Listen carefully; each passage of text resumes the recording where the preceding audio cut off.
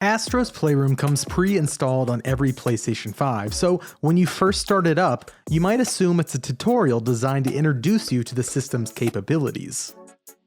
That assumption is not correct. Yes, the game is a great showpiece for the PS5's DualSense controller, applying its haptic feedback, adaptive triggers, and motion sensing technology to a variety of inventive situations. But Astro's Playroom is much more than a tutorial. It's a joyful and polished platformer that ushers in a new generation of PlayStation hardware with a big smile. Astro is a cute little robot that runs, hops, and flies across colorful worlds, each based on different components of the PS5.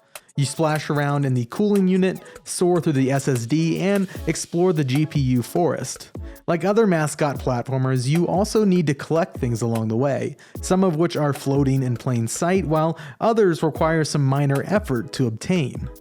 In terms of basic structure and mechanics, Astro's Playroom is not surprising. It adheres closely to a comfortable formula. But that familiarity doesn't drag the experience down because the DualSense controller adds novelty and fun in surprising ways. Every function and feature of the controller gets a little time in the spotlight.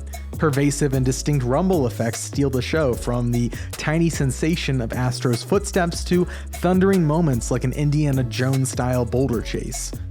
The triggers offer resistance as you charge your jumps in a frog suit or operate the levers of a toy machine. Sliding your finger across the touchpad lets you direct your movement as you roll around in a ball. The list goes on, and while some mechanics feel like gimmicks, steering with motion controls will never be fun, the majority of them are cool. Even more than that, they make a substantial difference in your connection to the action, conveying an amazing tactile sense of the world. But as I said, Astro's Playroom isn't just a shallow excuse to show off the DualSense. Even without the tech behind it, it's an enjoyable platformer with a satisfying mix of variety and charm, and all the levels set themselves apart in unique ways. Some have an open world playground feel where you search every corner for hidden areas and collectibles.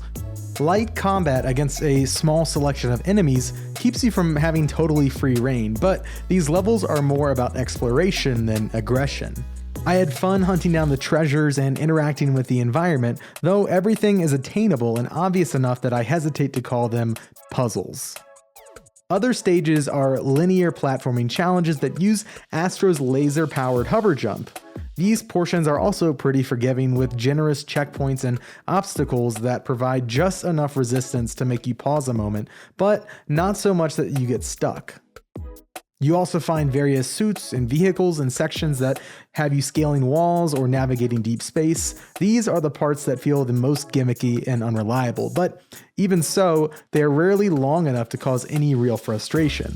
Plus, it's hard to get too mad with the game's infectiously upbeat soundtrack going in the background. Even though Astro's Playroom is relatively simple, it kept me entertained for about 5 hours with its array of challenges and entertaining Easter eggs. During Astro's jaunt through the guts of the PS5, you run across all sorts of PlayStation references and memorabilia. From seeing bot versions of iconic characters like Kratos and Solid Snake to gathering old peripherals and consoles, the journey is full of, I recognize that, flashes that punctuate the lighthearted and approachable gameplay. At its best, Astro's Playroom recaptures the magic of my favorite LEGO video games, except the license on display is the PlayStation brand instead of something like Star Wars or Marvel. The cameos are plentiful and amusing, with franchises that go beyond the first-party catalog, along with some surprisingly deep cuts that made me feel very old. But in the midst of all that history, Astro feels like an adorably fresh face. I'm glad to see the character break out of the confines of VR and reach out to a broader audience.